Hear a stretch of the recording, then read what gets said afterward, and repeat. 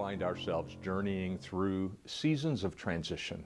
Sometimes these changes are expected, while other times they catch us a bit by surprise. It's akin to the story of the Israelites' exodus from Egypt, as recounted in the book of Exodus. Despite experiencing God's blessings and protection, they found themselves at what seemed like a dead end when confronted with the Red Sea and the Egyptians that were pursuing them. We've lived through the challenges of COVID pandemic and its aftermath. We've witnessed God's providence with our members' faithfulness, resulting in historically high tithe. Thank you. This led to millions of dollars in reserve, as policy and good stewardship requires for covering shortfalls. However, hyperinflation in many areas, particularly medical and insurance coverages and employment, resulted in a rapid drawdown of that reserve in the past 2 years. After the pandemic, what many thought to be a temporary, transitory inflation has become more permanent. It is a new financial reality that has become unaffordable at the operational levels that we have been accustomed to. This, combined with widespread declining church attendance, requires strategic shifts to ensure long-term sustainability and missional effectiveness. With much prayer and very careful consideration, the administration, in consultation with the Finance Committee and Executive Committee, formulated operational adjustments aimed at stewarding our resources effectively. These adjustments include a general freeze of hiring for the office and pastoral positions, a freeze of total remuneration of all employees, reducing numerous operational expenses, increased cost sharing of healthcare expenses of locally funded employees, a slight decrease in the percentage of educator expense paid by the conference, and the very painful necessity of a 20% reduction in office personnel and pastors in the field. While these decisions are very difficult, they are made with deep care and consideration for all persons affected. Just as the Israelites' apparent dead end at the Red Sea became a new beginning, we do believe that God will continue to faithfully lead our Oregon Conference family through this path and into a new season of mission together. I believe in these tumultuous times we are called back to a simpler, Spirit-empowered model of church ministry, similar to the early church portrayed in the book of Acts.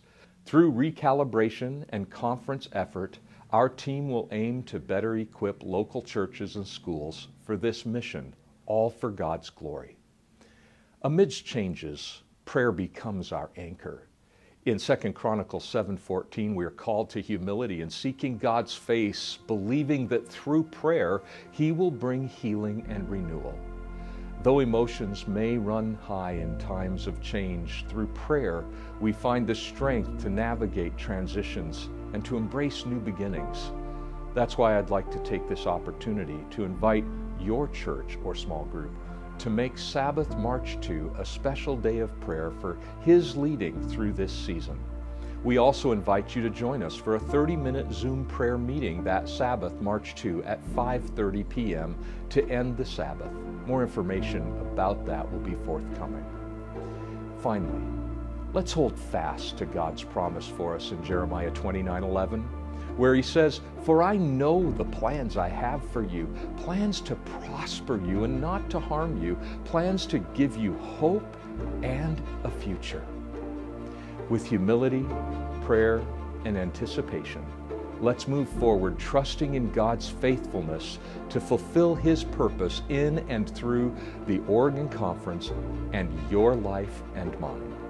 Together, let's embark on this journey with faith and resilience, knowing that God goes before us, guiding us through every transition. Thank you. Thank you for your dedication to the church. Thank you for your dedication to the Lord as we navigate these changes together, united in our mission to serve God and His people. God bless you abundantly.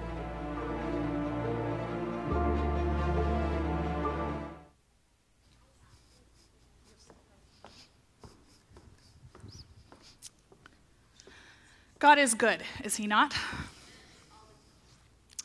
God is good even and especially in hard times. It has been a hard week for me and for a lot of my pastoral colleagues in the Oregon Conference territory. Bryson and I, when his family was here a few weeks ago, we went out to eat, and there was an egg surcharge. For every egg that you ate, it was like an additional 35 cents or whatever. And it just reminded me that costs are up and money is tight. And in a lot of areas, businesses and families have to tighten their belts, right? So, Oregon Conference, while we are a church, we are also in some ways a business because we have employees. And times are tough and we have to tighten our belts. In case you missed it, one of the ways that the conference is doing that is a 20% reduction in office and pastoral staff. What that translates to, that's kind of clinical. 20%, that's hard to, what does that actually mean? So let me translate it for you. It translates to 25 pastors who will no longer be employed by the Oregon Conference. That means that churches will have to change their habits. Churches will be districted. We don't know what those changes are going to look like. Pastors will be moved. And in this climate, we have been told we do not have the luxury of pastors having much say in where they go. So, please pray for our churches, for our pastors. I'm not going anywhere that I know of. So they're going to have to pull me kicking and screaming away from Tabernacle. But if you would like me to leave Tabernacle, this is your chance. Please call the conference office and let them know, right?